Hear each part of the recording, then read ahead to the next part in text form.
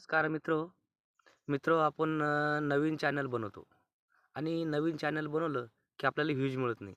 कारण काय असतं त्याच्यामध्ये आणि नवीन चॅनल आपल्याला व्ह्यूज मिळत नाही म्हणून आपण कुठेतरी थोडंसं खचून जातो. त्यासाठी आपलं काय करायचं आहे, सुरुवातीलाच ना आपल्याला लाँग व्हिडिओ टाकायचा नाही.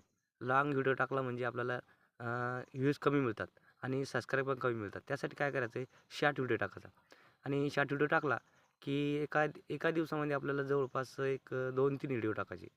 एक सकाळी किंवा दुपारी किंवा संध्याकाळी.